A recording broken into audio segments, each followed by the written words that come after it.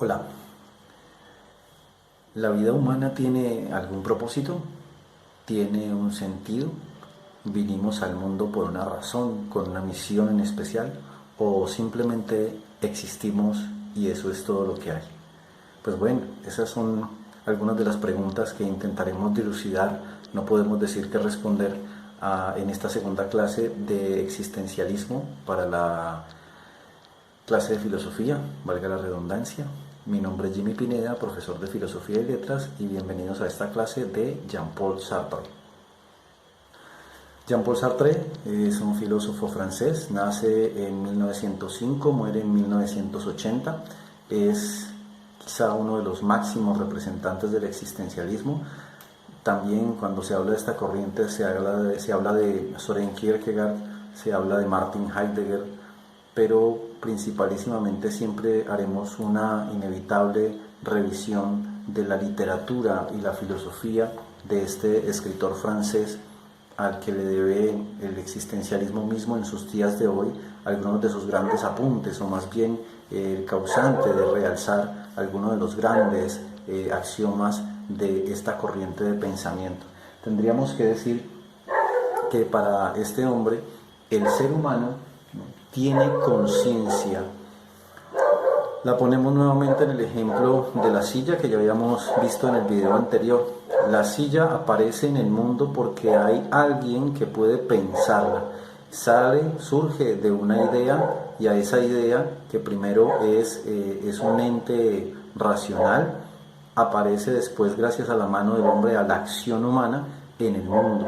Entonces digamos que la silla tiene una esencia que podemos llamar en sí, pero refiere Sartre que como el hombre no tiene alguien que lo preceda y que lo haya pensado y que lo haya traído al mundo, sino que simplemente existe, pues tiene conciencia. ¿Sí? La silla no es consciente de sí, el objeto, la cosa no es consciente de sí, pero el ser humano tiene la particularidad de ser consciente, y en esa racionalidad, digámoslo así, aunque después vamos a pelear con el racionalismo con Sartre, pues llega a la conclusión de que es consciente y es por tanto un ser para sí. No hay nadie que le haya impreso un camino determinado, sino que él existe para sí, para determinárselo, para encontrar ese camino.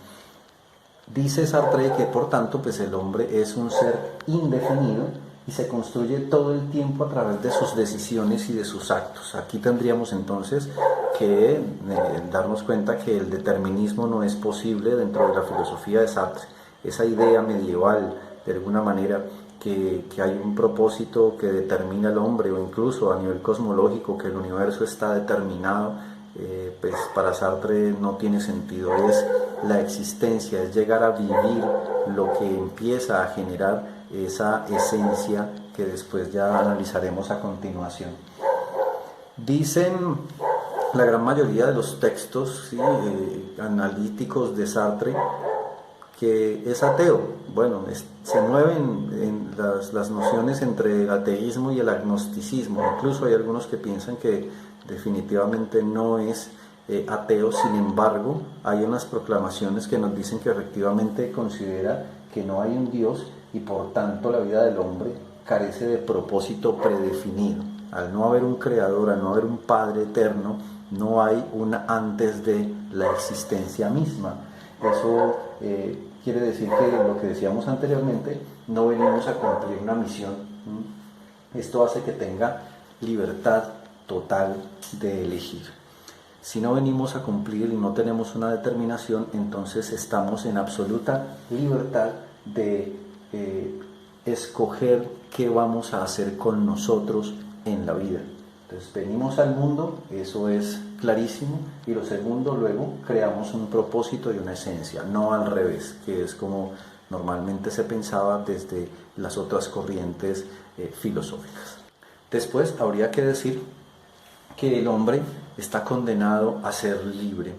Somos sujetos conscientes de que hay algo que se llama libertad, la posibilidad de ejercer la voluntad propia, pero siempre hemos vivido con el con la noción metafísica, gracias a la religión, gracias al racionalismo, gracias al empirismo, ¿no?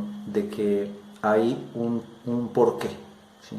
Hay un porqué previo a la existencia.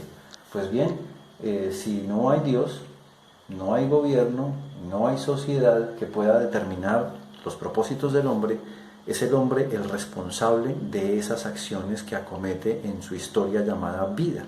Si esto es así, pues empieza a ponerse la situación un poco tensa. A ver, piensa en esto, no hay un más allá, piénsalo por un momento, no hay un más allá, no hay un paraíso, no hay un infierno, es lo que tenemos, es lo que hay, ¿sí? Y muchas personas durante la historia de nuestra humanidad han vivido pensando en hacer cosas para un más allá, para ganarse ese premio en la dialéctica teológica que significa la salvación del alma, ¿no?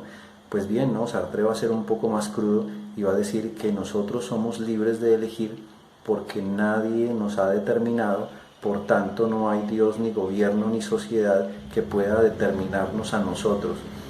Esto implica que la libertad es una condena. Dios nos ponía los determinantes, la ley nos pone los determinantes, la sociedad nos pone los determinantes, la moto que suena también nos determina el audio. Pero cuando quitamos esos entes que nos determinan, esas cosas que nos determinan principalmente abstractas, dice el existencialismo de Sartre, pues entonces nos quedamos con la responsabilidad absoluta de lo que nos pasa, de lo que nos acaece. Y eso, dice el hombre, va a generarnos un problema, y es el problema de la angustia. Cuando tenemos que elegir, nos angustiamos. Hay un ejemplo muy común y es el siguiente. Buenas noches. Y jamás lo olviden. Así es la... Llegamos a una librería y encontramos un libro. Pues solo hay un libro, es lo que tenemos que decidir, pues no hay nada que decidir, simplemente ese es el libro que compramos, pues y ya. Pero si llegamos a la librería y no solo hay uno, sino 2, 3, 4, infinidades de libros, tenemos que tomar la decisión. Y si tomamos una decisión, por ejemplo, y escogemos uno de los libros, ¿sí? Y abrimos y no nos gusta, y nos arrepentimos y nos genera angustia. Supongan por un momento que eran los únicos 30.000 pesos que usted tenía, ¿no? Y se los gastó justo en un libro que usted creyó que era bueno, y resulta que cuando empezó a leerlo se dio cuenta que no era tan bueno. Piensen en este ejemplo a nivel existencial. Constantemente existimos para tomar decisiones. Decidimos, por ejemplo, una pareja, decidimos una carrera, como ustedes muy seguramente van a tener que elegir, y está la posibilidad, cuando se tiene la libertad de elección, de equivocarse o de no hacer, y eso inevitablemente pues nos va a generar, dice Jean-Paul Sartre, angustia. Entonces la libertad es una condena, dice él, porque la libertad nos condena inevitablemente a la angustia de tener que decidir. Entonces el problema es el problema de la elección. Un hombre, de todas formas, dice él, esto que hace con lo que hicieron de él.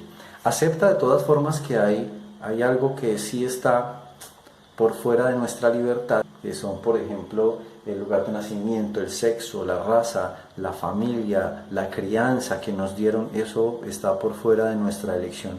Pero están las otras cosas que sí podemos elegir. Podemos elegir el lugar en el que habitamos, la ocupación a lo que decidimos dedicarnos, la pareja, los amigos que decidimos tener. Entonces hay un determinismo, ¿sí?, que está por fuera de nosotros, ahí lo tiene que aceptar de alguna manera, pero también hay un libre albedrío que realmente es lo que afecta de manera directa a la existencia humana. Entonces, de alguna manera, Sartre nos está invitando con esta manera de pensar, aunque parece un poco cruda y un poco fuerte, nos está invitando a ser conscientes de la libertad. a no dejarnos oprimir. Piensen siempre a los autores a partir del contexto histórico en el que hacen su pensamiento, en el que desarrollan su ser. Y es que inevitable, después de ver la Segunda Guerra Mundial, la Primera Guerra Mundial, pues no queda otra cosa que pensar que es la razón la que nos ha llevado a acabar con nosotros mismos. Entonces es un proyecto inválido y tenemos que volver al hombre, a la originalidad. Y el primer paso para poder comprender lo que somos es darnos cuenta de que somos nosotros los responsables de lo que somos.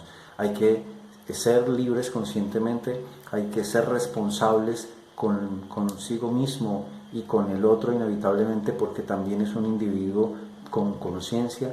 Y principalísimamente también hay una de las cosas o mensajes que aparecen dentro de textos como La náusea o El ser y la nada de este personaje, de este gran filósofo, y es no supeditarnos a la obediencia. Piensen en esa obediencia que castiga, que subyuga y que minimiza al hombre. Bueno, hasta aquí esta pequeña clase sobre el existencialismo de Jean-Paul Sartre. Espero que visiten el blog, espero que hagan sus comentarios de acuerdo a lo planeado, como está en la parte de arriba, y pues en una próxima clase nos veremos. Mucha suerte. Chao.